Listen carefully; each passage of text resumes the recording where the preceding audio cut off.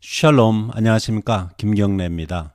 오늘 나누고자 하는 말씀의 제목은 하나님으로부터 인정받는 믿음, Faith commanded by God. 결국 믿음에 관한 얘기인데 중요한 본문은 히브리서 11장의 내용이 되겠습니다. 제목을 정할 때 성경 본문에서 가져왔기 때문에 좀 설명이 필요한데 그 원인은 우리 성경 번역과 제가 표현한 단어가 좀 다르기 때문에 약간 설명이 필요할 것 같습니다. 그래서 헬라 원어를 통해서 제목에 대해서 간단한 고찰을 해보겠습니다. 여기 믿음이라고 했는데 헬라어 성경에서 믿음은 피스티스 이 단어가 나옵니다. 이 단어는 신약이 대략 244번 정도 나오는데 바울이 가장 많이 사용했지요. 로마서의 40회, 히브리서 저자는 우리가 모르는데 32번 나오는데 그중에 11장, 히브리서 11장에만 24번 나옵니다. 그래서 전체 신약의 한 10분의 1이 히브리서 11장에 나옵니다. 그래서 많은 분들이 히브리서 11장을 믿음장이라 이렇게 얘기하죠. 근데 이 피스티스라고 하는 이 그리스 단어가 히브리어로 하면 에무나, 에메트 이런 단어들이 있는데 성경에서 우리가 생각하는 믿음하고 좀 다른 뜻들이 몇 가지로 나옵니다. 그래서 중국어 성경 같은 경우 보면은 단어들이 여러 가지로 번역이 되는데 우리말에서는 거의 믿음으로 이렇게 번역됐어요. 그래서 그 뜻의 미묘한 차이들을 파악하기가 좀 힘들 수도 있는데 어쨌든 그 정도로만 말씀드리고요. 그 다음에 다시 중복해서 믿음이라는 단어의 그 내용이 그 뜻이 상당히 풍부하다는 것만 이렇게 염두에 두시면 되겠습니다. 또 제가 인정받다라는 단어를 썼는데 우리 성경에서는 우리 개혁 성경에서는 그 헬라어로 마르티레오 이 단어인데 보통 이 증거라는 말을 가지고 단어를 가지고 우리 성경에 많이 번역을 했어요. 그래서 능동태가 되면 증거하다, 수동태가 되면은 증거를 받다, 증거를 얻다 이렇게 번역이 되는데 신약에 75번 나오는데요. 요한복음에 가장 많이 쓰였어요. 그래서 거기서는 증거하다 이렇게 번역을 해도 괜찮을 것 같아요. 사도행전에 11번, 히브리서에 8번 나오는데 이 단어가 그렇게 뜻이 많지는 않아요. 두 가지 뜻으로 우리가 정리할 수 있는데 첫 번째는 영어로 bear witness, testify, attest, declare, confirm 이런 종류로 증거하다, 입증해주다, 수동태가 되면 증거를 받다 이렇게 되겠죠. 많이 나와요. 그 다음에 두 번째 뜻이 좀 관련은 있지만은 영어로 하면은 testify favorably, speak well of, approve. 그러니까 긍정적으로 증거해 주는 거. 우리말로 하면 인정하다, 칭찬하다, 칭송하다. 수동태가 되면 인정받다, 칭송받다, 칭찬받다. 이렇게 되겠는데 오늘 이 히브리서 11장에 이 뜻으로 몇 군데 나오기 때문에 우리가 이 두 번째 뜻에 좀 중점을 두고서 얘기를 해볼까 합니다. 그래서 여기 인정받는 믿음 이렇게 말할 때는 우리 성경에는 증거받는 믿음 이렇게 얘기했는데 증거받는 믿음 하면 좀 애매해가지고 제가 인정으로 바꾸었습니다. 그래서 여기 수동태, 특별히 수동태로 나온 경우들 또 능동태도 있습니다만은 이 인정받다, 칭찬받다 이 경우들을 좀 살펴볼 필요가 있어요. 모든 구절들을 다 볼 필요는 없고 몇 군데 보면은 다음과 같습니다. 이 마르티레오라고 하는 이 그리스 동사가 사람들에게서 인정받다, 칭찬받다. 첫 번째, 사람들한테 인정받는 경우 어디에 출현하냐, 어디에 나타나느냐. 사도행전 6장 3절에 7 집사를 선택하는데 너희 가운데서 성령과 지혜가 충만하여 칭찬받는 이 마르티레오의 수동태가 쓰였습니다. 여기 증거받는이라고 번역 안 하고 칭찬받는 제대로 번역을 한 거죠. 그 다음에 사도행전 10장 22절에 이 로마 사람 백부장 고넬료에 대해서 이제 언급을 하고 있는데 의인이고 하나님을 경외하는 사람이고 유대 온 족속으로부터 칭찬을 받는 그러한 사람이 이 고넬료라고 얘기하고 있습니다. 여기도 마르티레오 이 단어가 나옵니다. 사도행전 16장 2절에는 디모데에 대해서 나오는데 루스드라와 이고니온에 있는 형제들에게 칭찬받는 여기도 마르티레오 이 수동태가 나오죠. 사도행전 22장 12절에 경건한 사람으로 거기 사는 모든 유대인들에게 칭찬을 듣는 아나니아 여기 다 칭찬이라고 번역한 단어들이 마르티레오 마르티레오, 우리 성경에서 보통 증거라고 번역한 그 단어입니다. 그래서 이 단어의 두 번째 뜻이 단순히 증거를 받는 것보다는 아주 호평을 받는 것, 좋은 증거를 받는 것, 다시 말해서 인정받고 칭찬받고 칭송받는 이런 뜻이 있다는 것을 좀 알아둘 필요가 있습니다. 그러면 히브리서 11장에 와서 똑같은 이 헬라 마르티레오가 나오는데 우리말로는 증거 이렇게 번역했는데 여기에 11장에 2절, 4절, 5절, 39절 이 네 군데는 분명히 위에 그 사람들로부터 칭찬받는 이 뜻으로 쓰였어요. 근데 여기서는 그 누구의 칭찬을 받는 거냐? 하나님께 인정을 받는 겁니다. 동사 헬라로는 똑같습니다. 마르티레오. 11장 2절 히브리서 선진들이 우리의 선배들이 이로써 믿음으로써 증거를 얻었다. 우리말로는 좀 이게 도대체 무슨 뜻인지 좀 애매하죠. 증거를 얻었다. 마음에 이렇게 확 와닿지가 않아요. 그런데 위에처럼 똑같은 단어니까 헬라어로 번역하면 되는 거예요. 칭찬을 받았다. 선진들 우리의 선배 그 신앙인들이 믿음 때문에 믿음을 가지고 하나님으로부터 칭찬을 얻었다 또는 인정을 받았다. 저는 이 인정을 받았다가 더 적절한 그 원어를 표현할 수 있는 그런 단어 같아요. 그 다음에 11장 4절에도 히브리서입니다. 믿음으로 아벨은 의로운 자라 하는 증거를 얻었으니 이것도 긍정적인 증거, 칭찬을 받았다, 인정을 받았다, 의로운 자라고 하나님으로부터 인정을 받았다. 하나님이 그 예물에 대해서 인정을 해주셨다. 이렇게 번역하는 것이 더 좋은 것 같아요. 그래서 영어권에서는 이 경우에 이런 경우는 he was commended 칭찬을 들었다 이런 뜻이죠. 그다음에 두 번째도 똑같은 마르티레오가 나오는데 spoke well of 이렇게 나왔잖아요. 여기서는 능동태고 앞에는 수동태입니다. 그다음에 히브리서 11장 5절에 에녹에 대해서 나오는데 역시 에녹도 하나님을 기쁘시게 하는 자라 하는 증거를 받았다. 여기도 인정을 받았다. 칭찬을 들었다. 이렇게 번역하면 되겠습니다. 위에는 사람들로부터 여기 사도행전에 여기 히브리서 11장에 하나님으로부터 그다음에 39절에 이 사람들은 다 믿음으로 말미암아 증거를 받았으나 우리말로 좀 마음에 와닿지 않잖아요. 그런데 이 뜻이 바로 인정을 받았다, 칭찬을 받았다 이런 뜻이 됩니다. 그래서 오늘 제목이 믿음이 다 같은 믿음이 아니라 이거예요. 하나님께 인정받는 믿음에 대해서 얘기를 해보려고 합니다.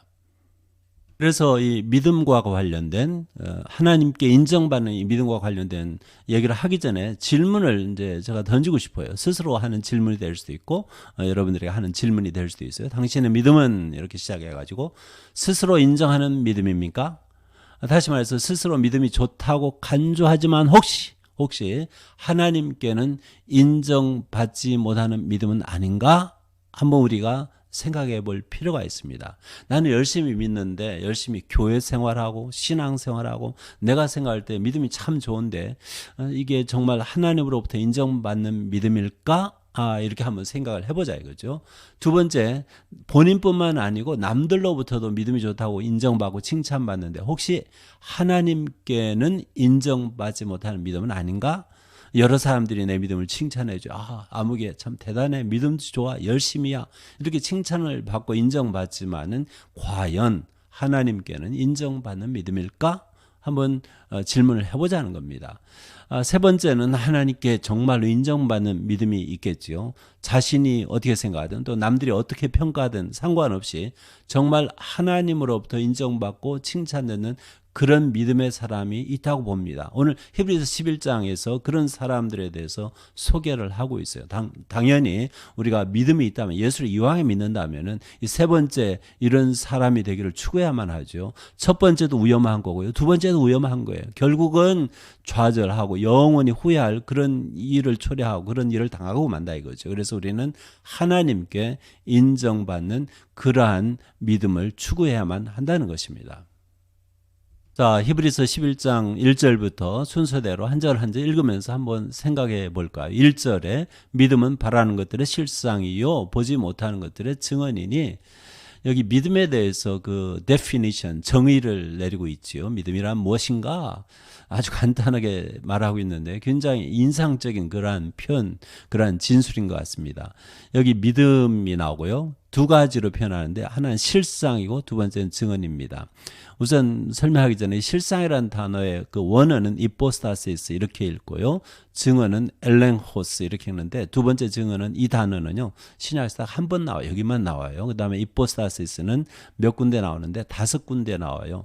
한번 보죠. 고린도후서 9장 4절에 우리가 믿던 것, 확신하던 것 이렇게 번역했고요. 그다음에 고린도후서 11장 17절이죠. 내가 말하는 것은 주를 따라하는 말이 아니요 오직 어리석은 자와 같이 기탄 없이 자랑한다. 기탄 없이라고 번역한 것이 이 단어이고요. 그다음에 여기 히브리서 1장 3절 히브리서 이는 하나님의 영광의 광채시요 그 본체의 형상이시라. 예수님에 대해서 얘기를 하는 겁니다. 본체. 그다음에 히브리서 3장 14절에 확실한 것. 그다음에 여기 마지막으로 11장 1절에 나오죠. 이런 5경우를 다 이제 살펴보았는데 별로 이것을 이해하는 데 도움이 안 되지만은 아마 가까운 것은 히브리서 1장 3절에 쓰인 그 본체, 하나님의 본체 형상이시라. 실질, 실체 뭐 이렇게 이해하면 되겠어요. 그러면은 증언은 한 번밖에 나오니까 뭐 더 살펴볼 것도 없습니다. 여기 바라는 것들하고 보지 못하는 것들, 우리가 보통 이런 것을 대꾸법이라고 하는데 이 히브리어 문학에서 굉장히 많이 나오는 겁니다. 같은 뜻을 두 번 반복하는 경우가 많아요. 그래서 여기 실상하고 증언하고 대꾸를 이루고 바라는 것들하고 보지 못하는 것들하고 대꾸를 이루어요. 다시 말해서 믿음의 대상이 뭐냐? 우리가 뭘 믿어야만 하느냐? 눈에 보이는 것이 아니에요. 보이지 않는 것들이에요. 그리고 바라는 것들입니다. 이 두 가지가 서로 연관이 있는데 한마디로 하면은 눈에 보이지는 않지만 우리가 바라는 것들, 이것이 바로 믿음의 대상입니다. 그것을 실체로 그것을 증거해 주는 것이 뭐냐? 바로 믿음이라고 하는 것입니다. 그래서 믿음이 없으면은 눈에 보이지 않는 것을 볼 수가 없고요. 믿음이 없으면은 우리가 바라는 것들을 얻을 수가 없어요. 그래서 같은 히브리서 저자하고 다르지만 바울이 고린도후서 4장 18절에 이렇게 말을 하고 있어요. 우리가 주목하는 것은, 우리가 바라보는 것은 보이지 않는 것이 아니요 보이지 않는 것이니 보이는 것은 잠깐이요 보이지 않는 것은 영원함이라. 그래서 우리 믿는 사람들에게서 믿음에 있어서 우리가 믿음에 뭘 목적으로 믿느냐, 눈에 보이는 게 아니에요. 그런데 많은 사람들이 눈에 보이는 것을 믿거든요. 다른 사람들이 가지고 있으니까 그게 눈에 보이는 거예요. 그것을 바라고 그 눈에 보이는 것을 하나님께 추구한다 이거예요. 그럼 그것이 진정 믿음의 내용이냐? 아닐 가능성이 크다는 거예요. 믿음의, 여기서 히브리서 11장 1절에 적어도 믿음의 그 대상, 목적이 눈에 보이지 않는 것, 우리가 바라는 것, 이것을 좀 유념했으면 좋겠습니다. 그 다음에 히브리서 11장 2절을 계속 읽으면은 선진들이 이로써 증거를 얻었느니라. 이로써 대명사 앞에 믿음을 얘기합니다. 믿음으로써 증거를 얻었다. 증거를 얻었다부터 얘기하면은 이미 설명했습니다만은 이 말이 그렇게 적합한 번역이 아닌 것 같아요. 무슨 말이냐? 마르티레오 이 동사인데 이 단어가 두 번째 뜻이 단순히 증거하다가 아니고 인정받다, 칭찬받다 또 그렇게 많이 번역됐잖아요. 그래서 히브리서 11장의 경우에는 거의 그런 뜻으로 이제 쓰인 겁니다. 그래서 선진들이 믿음으로써 인정을 받았다 또는 칭찬을 받았다. 누구한테? 하나님한테. 이런 말이 되겠습니다. 그러면 여기 선진들이란 말은 이 프레스비테리 이렇게 헬라어로 읽는데 이 말은 보통 장로 또는 노인 이런 뜻입니다. 장로, 노인. 근데 여기서 이제 선진들, 그러니까 믿음의 선배들을 가리키는 겁니다. 옛적 구약에 언급하고 있는 그 믿음의 선배들.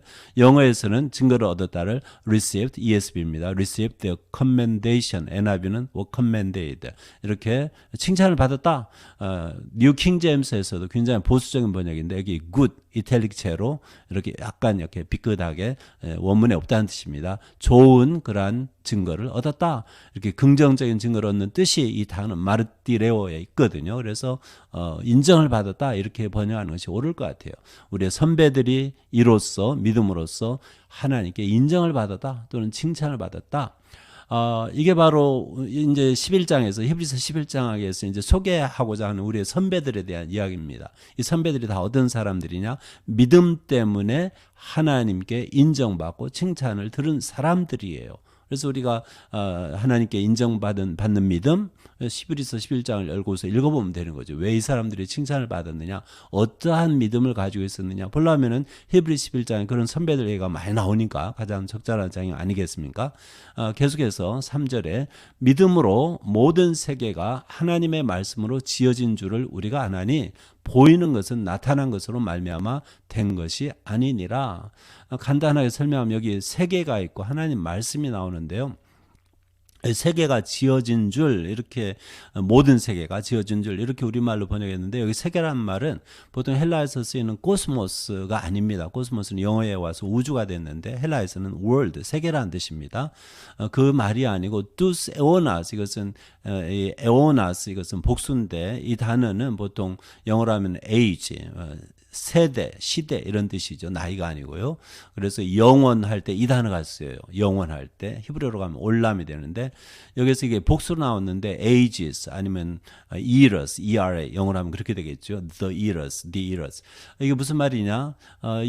영어로 굳이 하면은 이제 the universe 이렇게 번역한 것들이 많아요. ESV도 그렇고 NIV도 그렇고 그게 옳게 이제 번역했다고 저는 보는데 여기에서 세대들, 시대들 이것은 단순히 한 세상뿐만 아니고 시간적 개념이 원래 이게 있기 때문에 모든 세대를 걸쳐서 이루어지는 모든 일, 이미 지어진 모든 것들, 그거에 대해서 언급하는 거예요. 그래서 여기서는 저는 이 헬라어로 이해할 때 모든 세계 이 말은 창조 이후로 모든 세대에 대한 하나님의 창조부터 섭리까지 다 포함되는 개념으로 여기서 쓴 것 같아요. 그래서 이 모든 창조에서 하나님의 그 통치, 하나님의 섭리에 이르기까지 다 무엇으로 이루어지는, 여기 지어진 줄 이 단어도요. 원래 헬라에서는 이것이 완성되다 또는 뭐라고 하면 됩니까? 이것이 더 이루어지다, 완결되다, 뭐 이렇게 이제 약간 창조되는 것과 다른 개념으로 이 단어가 쓰이는 겁니다.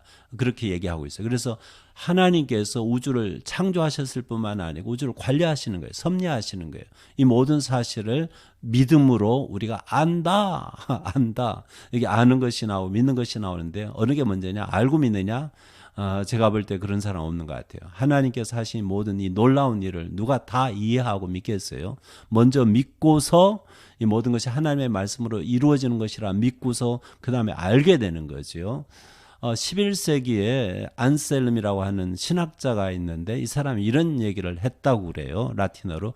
그래도 ut intelligam, 이 말은 내가 알기 위해서, 이해하기 위해서 믿는다. 내가 믿는 목적은 알고자, 이해하고자 합니다. 이렇게 말을 했다고 전해집니다. 맞습니다. 우리가 먼저 믿고 믿으면은 그 다음에는 이해가 되는 거예요. 믿지 않는 사람은 이 세계에 대해서, 세계 기원에 대해서, 인간의 기원에 대해서 이해하기가 아마 힘들 겁니다. 믿은 다음에는 이해가 돼요. 우리의 믿음은 마찬가지입니다. 먼저 믿고서 하나님에 대해서 이해를 하기 시작하는 거예요. 히브리서 11장을 읽어 내려가다 보면은 그 믿음 때문에 하나님께 인정받은 사람들이 많이 나와요. 네 사람만 소개하고자 합니다. 1절부터 10절을 통해서 첫 번째가 아벨인데 4절에 나옵니다. 믿음으로 아벨은 가인보다 더 나은 제사를 하나님께 드림으로 의로운 자라 하시는 증거를 얻었으니, 인정을 받았으니 하나님이 그 예물에 대하여 인정해 주심이라. 제가 바꿨습니다. 똑같은 단어예요. 마르티레오. 그가 죽었으나, 아벨이 죽었으나 그 믿음으로써 지금도 말하느니라. 이 아벨이라는 사람의 이름은요, 히브리어로 헤벨 이렇게 읽는데 전도서에 많이 나와요. 38번 정도 나오죠. 헛되다, 그 단어입니다. 똑같은 단어예요. 히브리어로 하면은 이 이름은 그냥 헛되다 이런 뜻인데 왜 이런 이름을 썼을까 저도 좀 이상해요. 어쨌든 이 헤벨, 이 헛되다고 하는 뜻의 이 이름, 우리말로 아벨이라고 음역을 했는데 이 사람이 하나님께 인정을 받았어요. 예배 중에 인정받아요. 제사들이 예배하는 거죠. 근데 이 사람 창세기 읽어보면은 이 사람 재물만 아니에요. 이 사람의 사람 됨됨이, 그 삶이 인정을 받은 거예요. 그러니까 삶이 인정을 받으니까 그 재물도, 예배도 인정을 받는 거예요. 그래서 이 첫 번째 믿음으로 하나님께 인정받은 사람의 이해가 이 아벨입니다. 창세기로 잠깐 넘어가가지고 4장에 이 사람에 대한 기록이 나오잖아요. 여기 그가 죽었으나 그 믿음으로써 지금도 말하느니라. 이것은 좀 설명할 필요가 있어요. 도대체 죽었는데 믿음으로 말하는 것이 무엇이냐? 아마 그 근거를 찾자면은 창세기 4장 8절부터 10절까지 가서 그 기사가 나오니까요. 가인과 아벨, 가인의 제물을 하나님이 안 받잖아요. 아벨은 받아들이고, 그러니까 가인이 화를 냅니다. 하나님께 원성을 터뜨려요. 그리고 나중에는 이제 가인이 아벨을 쳐 죽여요. 하나님께서 이제 가인에게 묻지요. 아벨이 어디 있느냐? 내가 알지 못합니다. 내가 내 아우를 지키는 자니까. 뻔뻔스럽게 죽이고 나서 이렇게 말합니다.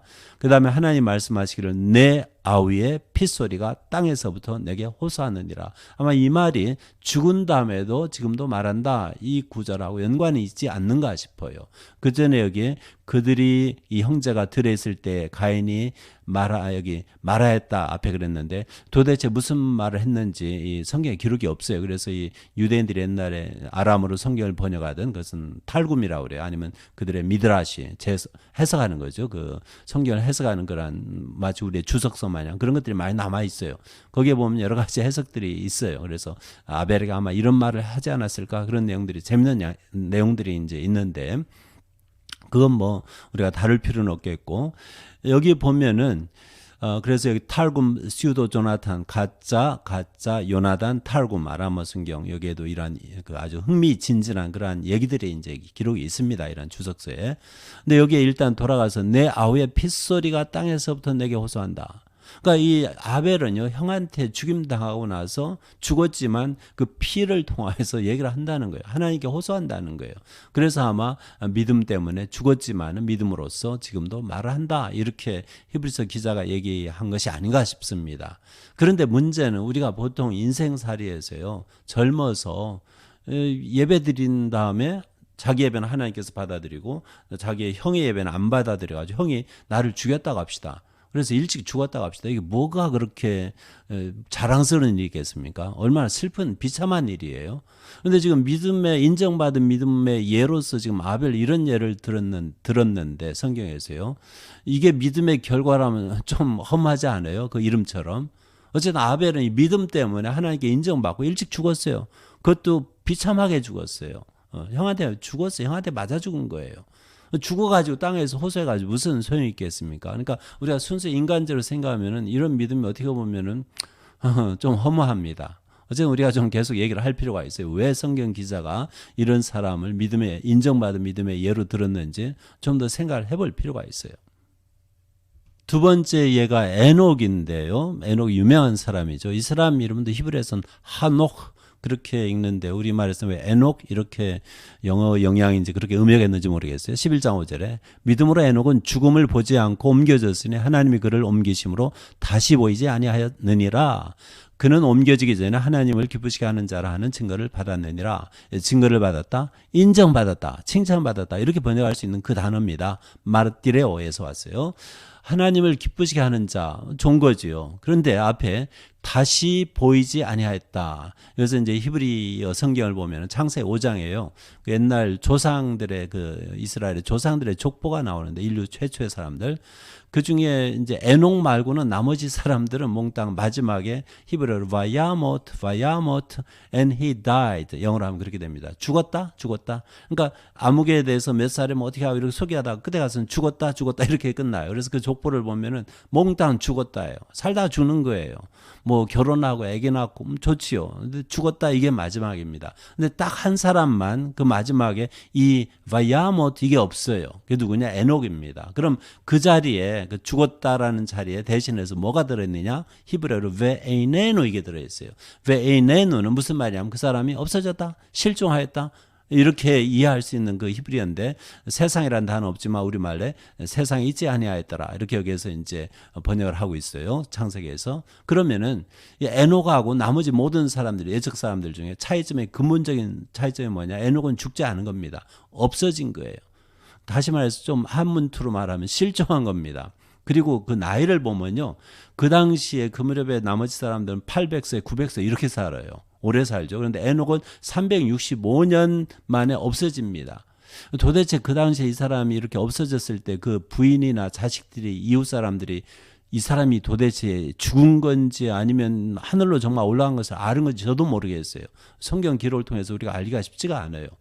어쩌면은 그 당시에 가족들 포함해가지고요, 그 이웃 사람들이 에녹이 갑자기 없어져가지고 요즘으로 말하면 경찰서에 가서 보고하고 실종 신고하고, 그래서 당분간 좀 마음이 굉장히 비참하지 않았을까, 이런 생각도 해보는데 어쨌든 몰라요. 그렇게 기쁜 일은 아닌 것 같아요. 그 당시 그 주변 사람들한테는. 그런데 성경에서는 어쨌든 에녹은 땅에 살아있는 동안에 하나님과 친하게 지내서 하나님을 기쁘시게 하라는 자는 그러한 증거를 인정을 받아가지고요, 하나님 일찌감치 그를 데려가세요. 자, 오늘날 우리가 보통 사람이 젊어서 뭐 우리가 편히 죽은 걸 알든 또는 뭐 어떻게 되는지 모르지만 세상을 떠났다. 별로 그렇게 부러운 일은 아니잖아요. 그런데 성경은 이 에녹을, 믿음의 사람 에녹을 이 일이 좋은 일이라고 이렇게 평가를 해주는 겁니다. 왜 이런 일이 발생했느냐? 하나님께 인정을 받았기 때문에 그렇게 됐다는 거예요. 참고적으로 이 창세기에는요, 에녹이라는 이름으로 하녹 히브리어로요, 두 사람이 등장해요. 첫 번째는 지금 이 사람이죠. 우리가 지금 얘기하고 있는 이 에녹, 그 무두셀라, 가장 오래 산 사람의 아버지입니다. 창세기 5장에 나오고요, 뭐 역대상에도 나오고 히브리서에 나오고요, 유다서에서도 언급이 되어 있어요. 그리고 두 번째는 가인, 아까 얘기한 가인과 아벨, 그 가인의 아들도 이름이 에녹이에요. 똑같아요. 창세기 4장 17절에 가인이 아내와 동침하며 그가 임신하여 에녹을 낳은지라. 가인이 성을 쌓고 그의 아들의 이름으로 성을 이름하여 에녹이라 하니라. 이 구절 보면요, 이 가인 집안은, 특별히 가인의 경우는 이 땅에서 영원 무궁토록 살고 싶은 마음이 있었던 것 같아요. 그래서 성을 쌓고요, 처음으로 이 성을 쌓은 거예요. 그리고 그 성의 이름을 에녹성 이렇게 한 거예요. 그래서 여기 첫 번째 에녹은 땅에서 떠나기 싫은 그런 마음, 땅에서 영원히 살고 싶은 그 마음으로 충만한 그러한 것을 볼 수 있고요. 두 번째 에녹은 본인의 의지였는지 모르지만 이 사람의 하나님을 기쁘시게 하는 자라는 그러한 인정을 받았는데 이 땅에 오래 살지 않고 없어졌어요. 완전히 두 사람이 대조적이잖아요. 그래서 땅에서 영원히 무궁토록 오랫동안 살 것이냐, 아니면 이 땅은 뭐 그냥 대충 살고, 대충 아니지만은 짧게 살더라도 하나님께 갈 것이냐, 이 두 가지 차이점이 있는 거예요. 그리고 중요한 것은 여기서 하나님을 기쁘시게 하는 자라 하는 인정을 받았다 그랬는데, 창세기 5장에 그 구절이 없어요. 히브리어 성경에. 그래서 우리가 히브리어로 돌아가가지고, 구약으로 돌아가지고 도대체 무슨 내용의 변화가 있는지 한번 보자고요. 창세기 5장 24절에 에녹이 하나님과 동행하더니, 뭐 잘 아시는 구절입니다. 하나님이 그를 데려가심으로 세상에 다시 있지 아니하더라, 이렇게 번역했는데 여기 세상에 있지 않더라 다 쓰지 않았지만 베에네누, 여기 베에네누 이건데요. 여기 하나님과 동행하였다 이렇게 히브리어에서 번역한 건데 그렇게 번역해도 문제가 없어요. 그런 뜻일 겁니다. 그런데 70인역, 여기 LXX는 L은 50이고요. X는 10입니다. 그 라틴어 숫자로 하면, 그래서 이렇게 70인역, The Septuagint형으로 이렇게 표기를 하는데, 예수님 오시기 한 200여 년 전에 번역을 했어요. 헬라어로, 히브리어에서. 그 번역이 좀 특이해요. 이렇게 번역되어 있어요. 게 에브레스티센 에녹 도테오 등등 이렇게 했는데, 이것은 무슨 말이냐면 에녹이 하나님을 기쁘시게 해드렸다, 이렇게 번역되는 단어입니다. 동행했다는 뜻이 아니에요. 똑같은 에녹이 하나님과 동행했다 이렇게 이렇게 표기하고 있는 이 구절을 이렇게 번역했죠, 히브리어에서. 그 히브리어에서 다른 히브리어인지 같은 히브리어인지 우리가 알 길이 없는데 어쨌든 70년에는 바로 그 자리에 에녹은 하나님을 기쁘시게 해드리는 그러한 삶을 사는 겁니다. 그래서 이 히브리서 11장 5절에서 하나님을 기쁘시게 하는 자라는 인정을 받았다, 이거하고 70인역의 이 창세기 5장 24절이 같아요. 그냥 비슷한 게 아니고 같아요. 그러면 이 히브리서 기자는 이 구절을 혹시 그 70인역에서 가져온 것이 아닌가, 이 사람이 헬라어 성경을 더 많이 읽은 것이 아닌가, 이렇게 생각할 수 있는데, 그게 이제 70인역을 통해서 입증이 되니까, 어쨌든 에녹은, 이 사람은 살아생전에 땅 위에서 늘 하나님을 기쁘시게 해드리는 그런 믿음의 사람이었어요. 그래서 그가 인정을 받은 거예요. 아주 재미있는 그런 현상을 여기서 볼 수가 있습니다. 이게 두 번째 그 인정받은 믿음을 가진 사람, 그 에녹에 대한 이야기입니다. 그런데 다시 말씀 넘어가기 전에 그래도 한 번 더 강조를 해야 할 것 같아요.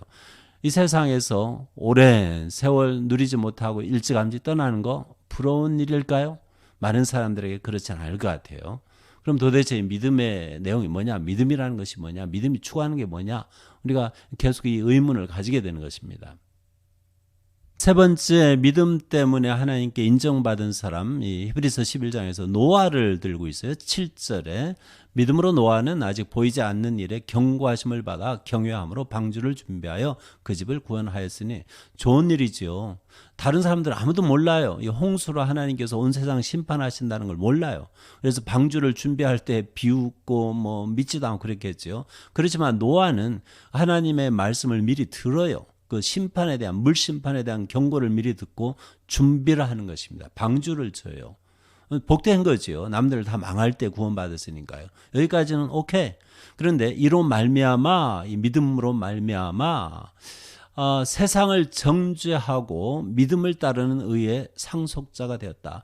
여기 세상을 정죄하였다 그랬는데 어떻게 보면은 자기는 믿음 때문에 하나님으로부터 경고를 받아가지고 방주를 져가지고 하나님의 말씀 그대로 이제 받아들여가지고요. 그래서 구원을 얻었는데 남들에게 아무리 얘기해도 남들에게 아무리 전해도 안 믿거든요. 그래서 그 결과적으로 정죄가 된 겁니다. 이미 말을 했기 때문에 너희들 망해. 그렇게 하면 안 돼. 너희도 방주 준비하고 아니면 들어와. 뭐 이런 식으로 말을 했는지 모르겠어요. 어쨌든 간에 노아가 보인 행동 자체가 그 믿음을 이제 반영하는 거기 때문에 이 행동 자체도 사람들, 믿지 않는 사람들에 대한 정죄가 되는 겁니다. 결과적으로.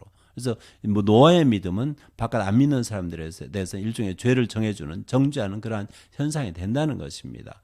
그런데요, 그 당시에 그 수많은 그 사람들이 살았을 텐데요.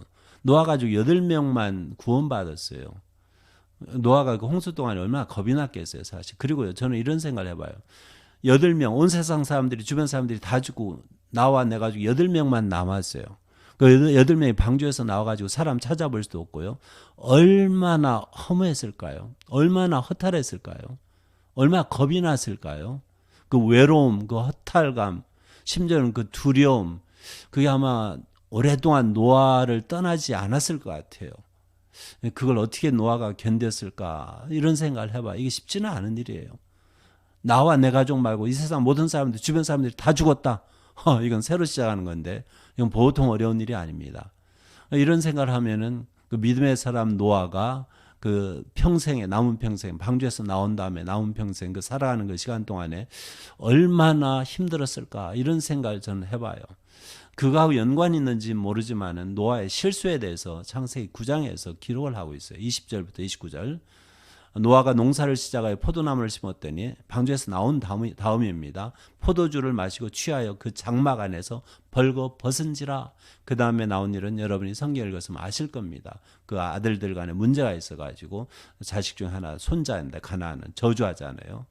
그리고 이제 두 아들은 축복하고요. 이런 얘기가 나와요. 모르겠어요. 이것이 포도주 마시고 취해가지고 이런 벌거벗고 실수한 것이 그래서 결국 그 자식들 중에 한 사람이 그 저주를 받는 이런 일이 혹시 이러한 허탈감하고 연관이 있는지는 모르겠어요. 어쨌든 간에 믿음의 사람들이 겪어야 할 그러한 삶이 그렇게 달콤하지는 않습니다.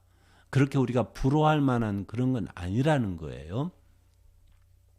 오늘 히브리서 11장 가운데서 네 번째 사람, 뭐 다 예를 들 필요가 없으니까요. 중요한 앞에 네 사람만 얘기하는 건데 아브라함입니다. 좀 길게 나와요. 8절부터 10절까지. 믿음으로 아브라함은 부르심을 받았을 때 이 사람이 자기 고향 갈대아 우르에서 부르심을 받았고요. 또 이제 아버지와 같이 형제들하고 같이 하란 땅으로 오는데 아람 하란이죠. 지금의 시리아, 터키 그 국경 지역입니다. 그 지역에 와서 이제 유대인들 그 미드라시 그 주석서에는 보통 14년 살았다고 얘기를 해요. 60세에 나와서 대략 84, 5세까지요. 60세에서 74, 5세까지 75세에 이제 가나안 땅으로 들어왔으니까 그것은 유대인들의 주석입니다. 성경에 안 나와요. 순종하여 장래의 유업으로 받을 땅에 가나안 땅이죠. 나아갈새 갈 바를 알지 못하고 나아갔으며 믿음으로 그가 이방의 땅에 있는 것 같이 약속의 땅 가나안 땅에 거류하여 동일한 약속을 유업으로 받은 함께 받은 이삭 아들 야곱 손자와 더불어 장막에 거하였으니 이는 그가 하나님이 계획하시고 지으실 터가 있는 성을 바랐음이라. 이 아브라함이요, 순종의 사람이에요. 그럼 우리가 잘 아는데, 이 사람이 그 왜 고향 갈대아 우르를 떠났느냐, 왜 두 번째 그 하란을 떠났느냐, 그래서 유대인들의 그 설명이, 재미있는 설명이 있는데, 특별히 주빌레, 희년서라고 그래요. 이런 데 보면 재미있는 설명이 있는데, 제가 나중에 기회가 있으면 모르지만 지금은 얘기하고 싶은 마음은 없고요. 그냥 넘어가겠습니다. 유대인들의 해석이에요. 어쨌든 간에 이 사람은요, 고향을 떠나서 유랑하는 그러한 사람이 되었어요. 왜? 믿음 때문에. 왜? 하나님의 말씀 때문에. 이게 아브라함의 삶입니다. 이 사람은 어디 정착해가지고 산 사람이 아니에요. 자기가 약속을 받았거든요. 가나안 땅을. 그런데 그 가나안 땅이 진정 자기가 그 땅에 자기가 주인 노릇을 했느냐? 안 그래요. 여기 보면은 창세기 23장 2절 4절에 그에 대한 언급이 있는데 유대인들이 이제 해석할 때 이런 구절을 근거로 해가지고 여기 약속의 땅에 거류하여 이런 장막에 거하였으니 이렇게 이제 해석할 수 있는 이유 근거가 있는데 창세기 23장 2절부터 4절에요. 사라가 가나안 땅 헤브론 곧 기럇 아르바에서 죽음에 아브라함이 들어가서 사라를 위하여 슬퍼하며 애통하다가 그 시신 앞에서 일어나 나가서 헷족속에게 말하여 이르되 그 현지에 그 가나안 땅에 사는 사람들 중에 일부입니다. 헷족속. 자기 아내가 죽었어요. 매장지가 필요하다 하잖아요. 뭐라고 말하느냐? 아브라함이 나는 당신들 중에 나그네 거류하는 자 비슷한 말이죠. 당신들 중에서 내게 매장할 소유지를 주어 내가 나의 죽은 자를 내 앞에서 내어다가 장사하게 하시오. 그래서 그 현지 사람들한테 땅을 사가지고 장지로 삼습니다. 나그네로 사는 그 모습을 볼 수가 있어요. 그리고 여호수아 24장에 보면요, 그 아브라함의 아버지 데라가요, 옛날에 고향에서요, 강 저쪽에서 갈대아 우르겠죠, 다른 신들을 섬겼다고 이렇게 언급을 하고 있잖아요. 그리고 이제 이 아브라함은 하나님의 말씀 한마디 때문에 고향을 떠나가지고요, 유랑하는 그 나그네 삶을 사는데, 그 사람 믿음을 표방하는 거거든요.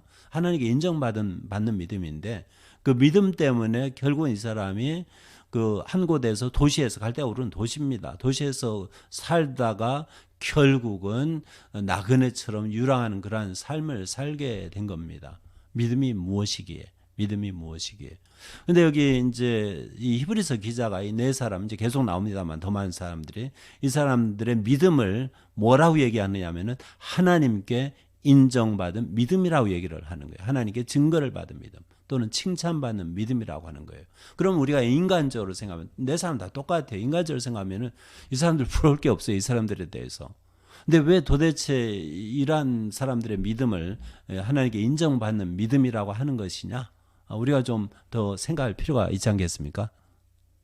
그래서 우리가 이 믿음과 관련해 가지고 이 히브리서 11장에서 우리가 도대체 하나님께 인정받고 또 그분을 기쁘시게 하는 믿음이 무엇이냐? 또 그 믿음을 통해서 우리가 얻을 수 있는 것이 무엇이냐? 그것을 좀 생각해 볼 필요가 있습니다. 11장 6절에요. 믿음이 없이는 하나님을 기쁘시게 하지 못한다네요. 에녹이 살아생전에 하나님을 기쁘시게 하던 그러한 사람이었잖아요. 구약에서는 히브리에서는 히브리 성경에서 하나님과 동행하였다. 70인역에서는 하나님을 기쁘시게 해드렸다. 이렇게 번역했다고 했잖아요. 그래서 히브리서 기자가 6절에서 하나님께 나가는 자는 반드시 그가 계신 것과 두 가지 일을 언급하고 있어요. 또한 그가 자기를 찾는 자들에게 상 주시는 이심을 믿어야 할지니라. 여기는 이제 구체적으로 뭘 믿어야 할지 얘기를 하는데요. 이 구절뿐만 아니고 히브리서 11장을 통해서 전반적으로 우리가 몇 가지 도대체 하나님께 인정받는 믿음 또 하나님을 기쁘시게 해드리는 믿음이 어떤 건지 한번 얘기를 해보자고요. 이 6절을 포함해서요. 먼저 1절로 돌아가지고요. 1절에 믿음의 정의를 얘기하고 있잖아요. 거기에서 우리가 이미 얘기한 것처럼 믿음의 그 대상은요. 보이는 게 아니에요. 보이지 않는 거예요. 보이지 않는 것을 바라는 거예요. 그 믿음이라는 것을 통해서 그 보이지 않는 것이 마치 보이는 것처럼 우리 눈에 보이는 것처럼 이렇게 확신하는 것이 믿음입니다. 그래서 하나님이 인정해 주시는 믿음 뭐냐? 하나님을 기쁘시게 해드리는 믿음 뭐냐?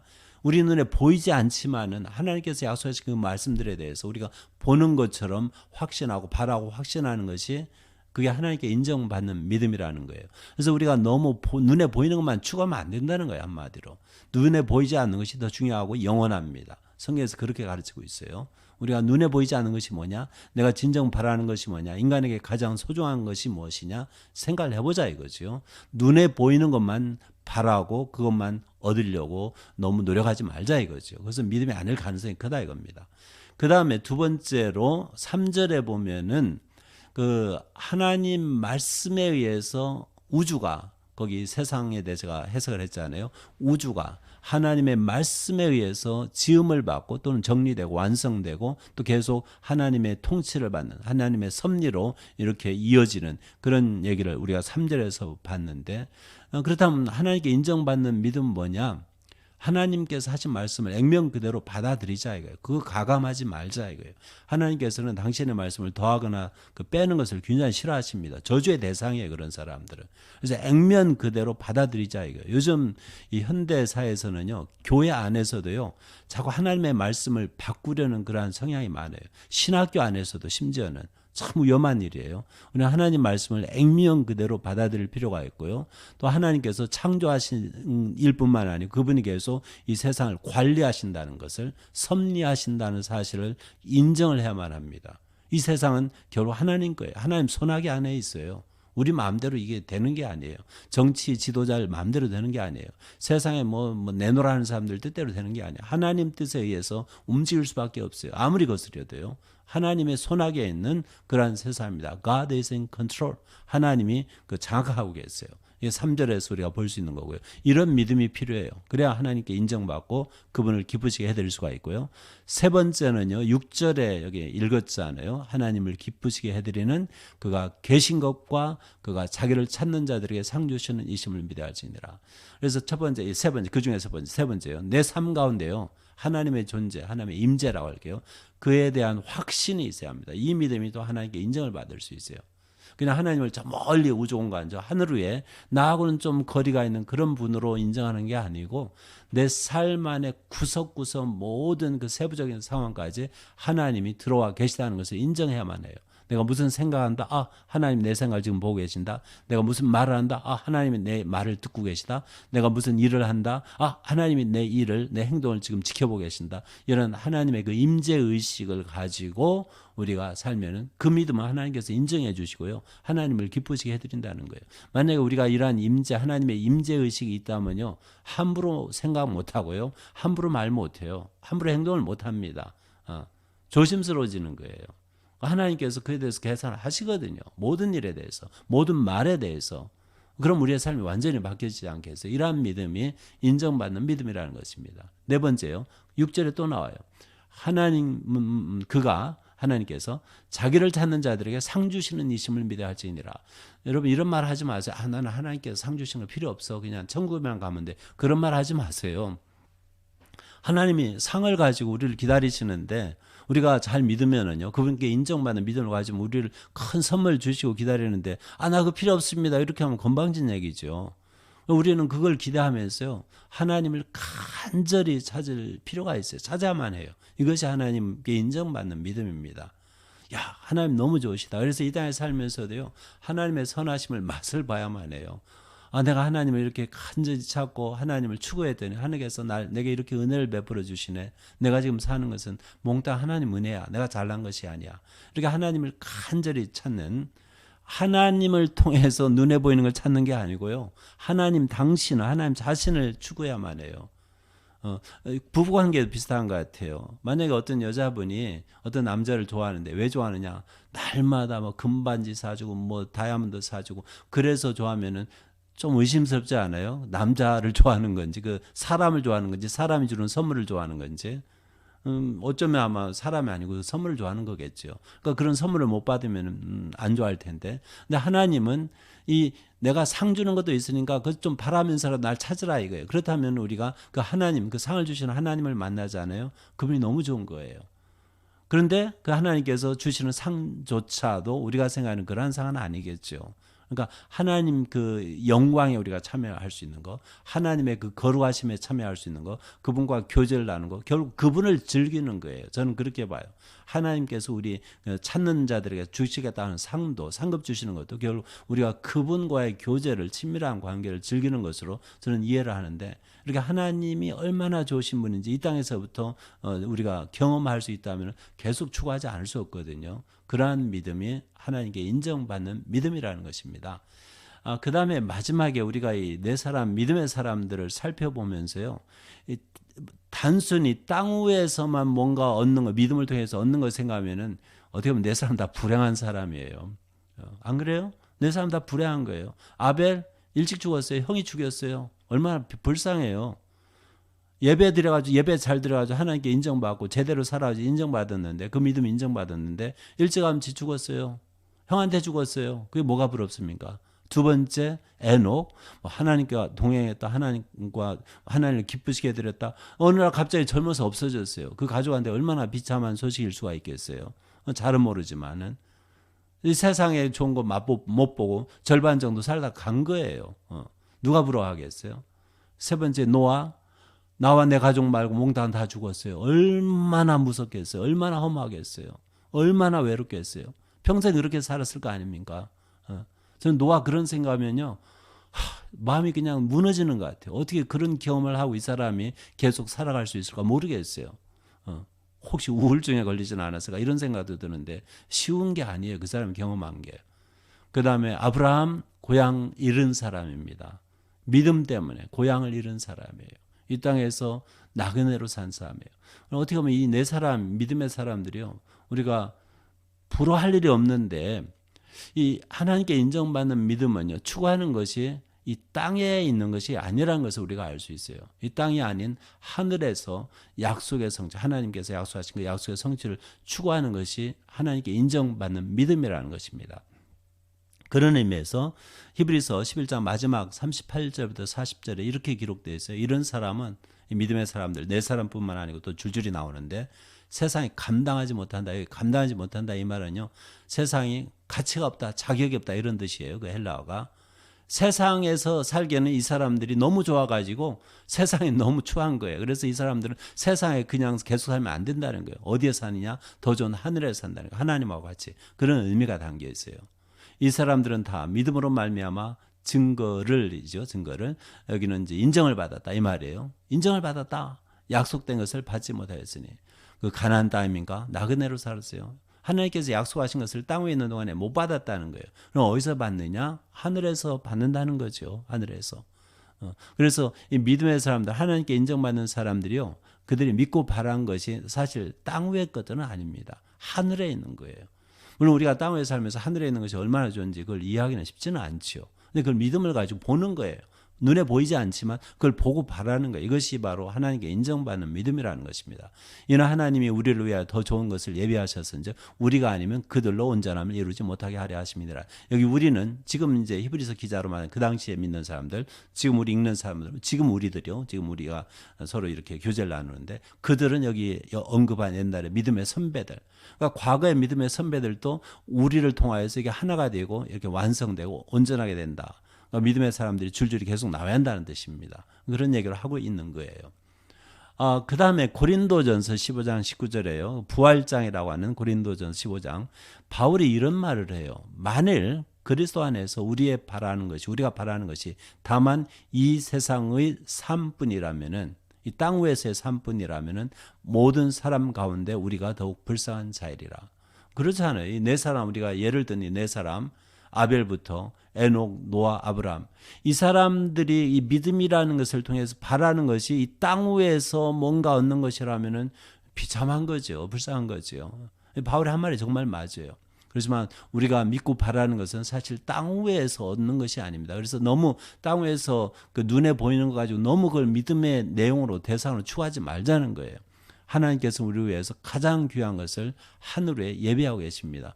저도 그게 뭔지 설명하기 힘들어요. 그렇지만 하나님이 좋다니까 저는 굉장히 좋다 믿는 사람이에요. 저는 믿고서 하기를 노력하는 거지 다 이해하기 때문에 믿는다고 저는 말을 못해요. 앞에서도 인용한 것처럼. 이것이 바로 이상이 하나님께 인정받고 그분을 기쁘시게 하는 믿음이라는 것입니다. 그럼 우리가 이왕의 신자로 기독교인으로 산다면은 나 스스로 인정해주는 믿음으로 머물 것이냐? 남들한테 인정받아가지고 좋아하는 그런 믿음으로 머물 것이냐?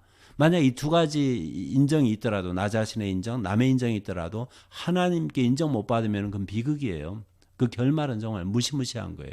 그래서 우리는 앞에 두 가지 내가 인정하든 말든 그 중요한 게 아닌 것 같아요. 남들이 인정해 주든 말든 그것도 중요한 거 아닌 것 같아요. 뭐가 중요하냐? 하나님께 인정받는 것이 가장 중요합니다. 이러한 믿음을 갖기를 추구해야만 한다는 것입니다. 이상으로 하나님으로부터 인정받는 믿음 이런 내용을 얘기를 해봤습니다. 어쨌든 이 말씀을 저와 여러분이 명심하고서 이런 믿음의 사람이 되기를 바랍니다. 민수기 6장 24절부터 26절의 내용을 통해서 작별의 인사를 대신합니다. 여호와는 내게 복을 주시고 너를 지키시기를 원하며 여호와는 그의 얼굴을 내게 비추사 은혜 베푸시기를 원하며 여호와는 그 얼굴을 내게로 향하여 드사 평강 주시기를 원하노라. 예바레카 아도나이 베시므레카 야엘 아도나이 파나벨레카 비쿠네카 이사 아도나이 파나벨레카 야셈레카 샬롬.